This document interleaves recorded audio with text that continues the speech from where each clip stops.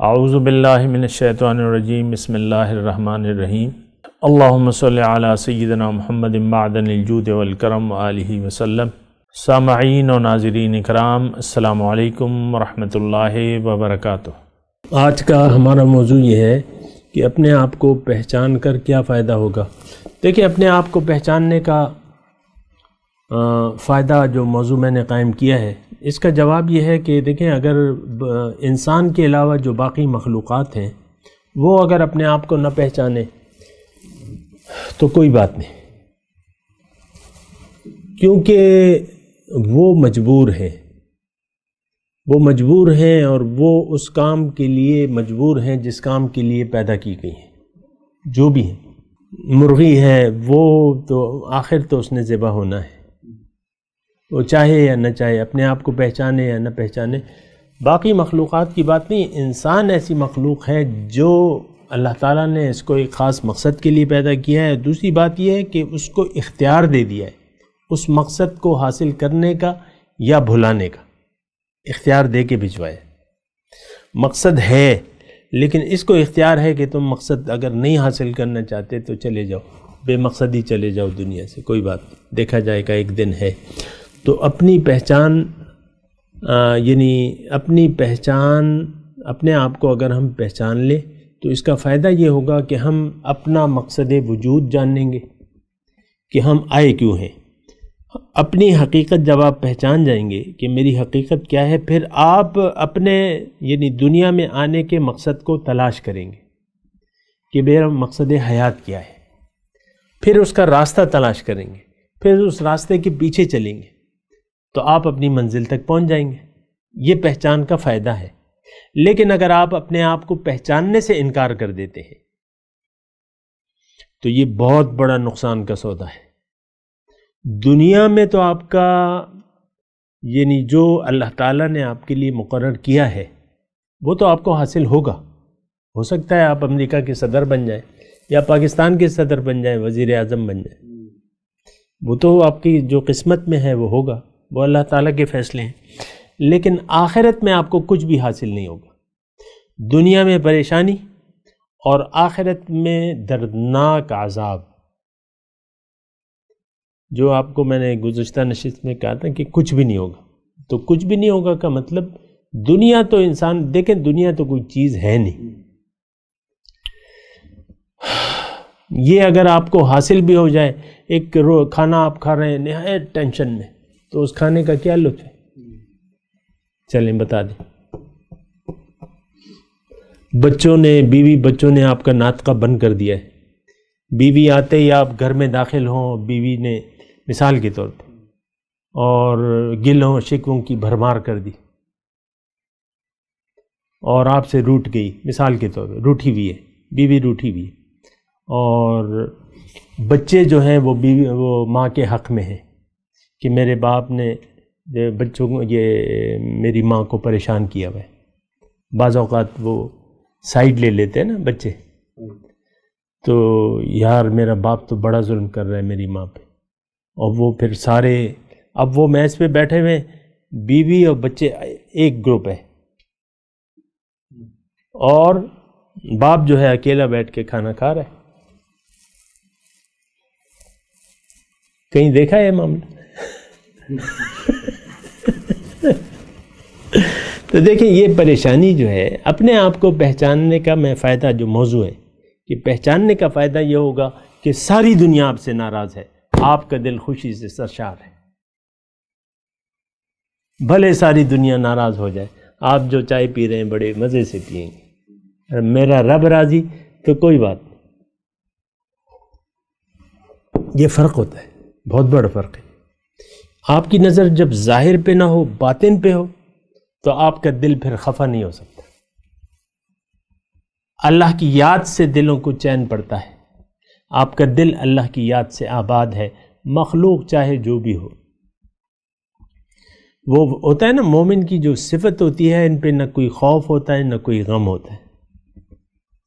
اکثر قرآن میں ہے کہ لا خوف علیہم ولا ہم یحزنون، ان پہ نہ کوئی خوف ہے نہ کوئی غم ہے۔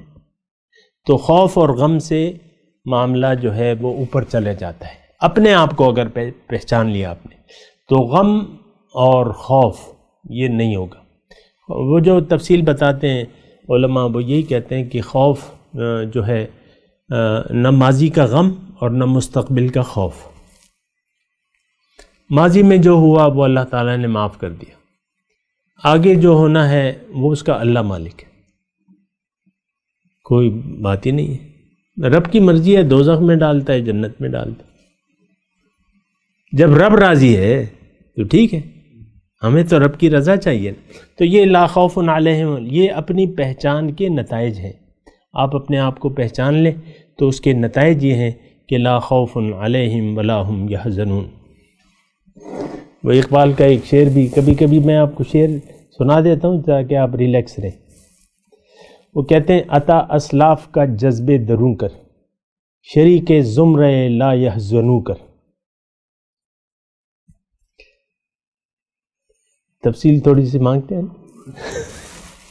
اسلاف کہتے ہیں بزرگوں کا، عطا اسلاف کا جذب دروں، دروں کہتے ہیں اندر کو، جذب دروں یعنی وہ جذبہ. عطا اسلاف کا جذب دروں، میرے اندر کو اسلاف کا جذبہ عطا کر دے. شریک زمرہ لا یحزنو کر. لا یحزنو تو میں نے ابھی کہہ دیا نا، انہیں کوئی غم نہیں ہے. زمرہ کہتے ہیں گروپ کو، شریک کہتے ہیں شریک کرنے کو. شریک زمرہ لا یحزنو کر، اس گروپ میں شامل کر لے جنہیں کوئی غم نہیں ہے. عطا اسلاف کا جذب دروں کر، شریک زمرہ لا یحزنو کر. خیرت کی گتھیاں سلجھا چکا میں. خیرت کہتے ہیں عقل کو، گتھیاں جو مسائل ہیں، جو ٹینشن ہے. اب خیرت کی گتھیاں سلجھا چکا میں. گتھی کہتے ہیں نا الجھ جائے، تو آپ دیکھیں ہم الجھے ہوئے ہیں، بہت سے لوگ الجھ گئے. یہ کیا ہوگا، وہ کیا ہوگا، یہ کیا ہوگا، وہ کیا ہوگا، اسی میں غم میں بوڑھے ہوتے چلے جا رہے. میرے مولا مجھے صاحب جنو کر، اے میرے مولا مجھے صاحب جنو. بہرحال تو میں کہہ رہا ہوں کہ اپنی پہچان کا بہت سا فائدہ ہوتا ہے، اور سب سے یعنی جو پہلا فائدہ ہے وہ آپ کی اپنی ذات کو ہے، اور جو پہلا فائدہ ہے وہ آپ کی دنیا کی زندگی کو ہے. یہ بات نوٹ کر لیں. جو ایگزسٹنگ آپ زندگی ابھی گزار رہے ہیں اس میں آپ کو بہت بڑا فائدہ ہے. ٹینشن سے نکل جائیں گے، ٹینشن فری زندگی ہوگی، کوئی غم نہیں ہوگا. پیسے ہیں، روٹی ہے، کھاؤ، نہ کھاؤ تو بھوکے پانی پی کے. ڈوڈے برا ملتا ہے نا بازار میں، اور اس کو خرید لو، یا کوئی دے دے گا. مسجد میں چلے جاؤ وہ فری دے دیں گے. وہ جو چنی منی ہے نا وہ دے دیں گے. امام سے کہہ دو کہ بھئی روٹی نہیں ہے تو یہ ڈوڈے برا تم ہمیں دے دیا کرو، پانی میں ڈال کے کھا لیا کرو، اطمینان سے سو جایا کرو. تو یہ ٹینشن فری ہوگا بات، ٹینشن فری. تو یہ زندگی میں یہ تو میں نے ایک ویسی بات کہہ دی نا بھوک کی، ورنہ تو اللہ تعالیٰ جو بھی دیتا ہے وہ دے گا، یہ اس کا وعدہ ہے. اور دوسرے یہ کہ آپ کا جو غم ہے وہ ایک ہو جائے گا، مختلف غم ختم ہو جائیں گے. انسان مختلف غموں کو پالتا رہتا ہے. میں نے پیسے بنانے، پھر گھر بناؤں گا اپنا، میرا گھر نہیں ہے. یا یہ گھر چھوٹا ہے اور یہ ایک بڑا گھر، ابھی تو بچے بڑے ہو رہے ہیں، اور 3 لڑکے ہیں ہمارے، 4 لڑکے ہیں، ہر ایک کے لیے ایک ایک کمرہ چاہیے ہوگا، ایک ایک دلہن آئے گی، یہ ہم کیا کریں گے. تو بہرحال یہ سوچ بچار میں انسان بوڑھا ہوتا جاتا ہے اور وہ کچھ نہیں. تو فائدہ یہ ہے کہ آپ کی ذاتی زندگی کو فائدہ ہوگا. دوسرا میں آپ کو یہ کہہ رہا تھا کہ جو آپ کی ٹینشنیں ہیں وہ ختم ہو جائیں گی، اور ٹینشن آپ حوالے کر دیں گے اللہ کے.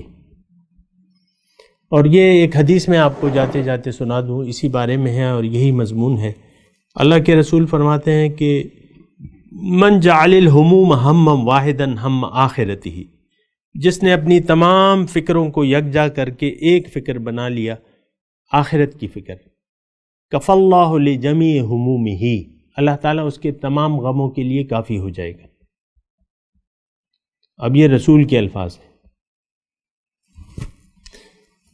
اور من تشبع بالہموم لا یبالی اللہ بأی باد ہلک، اور جس پہ اس کے غم متفرق ہو گئے، یعنی ایک غم کو اس نے نہیں لیا اور مختلف فکروں کو اس نے قبول کر لیا کہ مجھ پہ تو بڑی ذمہ داریاں ہیں بھئی. میں نے تو بڑے پیسے بنانے ہیں، یہ کرنا ہے وہ کرنا ہے، اور غم متفرق ہو گئے۔ من تشبع بالہموم، تو اللہ تعالیٰ، اللہ کے رسول فرماتے ہیں پھر اللہ کو اس بات کی پرواہ نہیں ہے کہ کس غم کے گڑھے میں جا کے وہ گرتا ہے اور تباہ ہوتا ہے۔ بات کرتے ہیں اگلی نشست میں۔ وآخر دعوانا ان الحمد للہ رب العالمین۔ مولاي صل وسلم دائما ابدا على حبيبك خير الخلق كلهم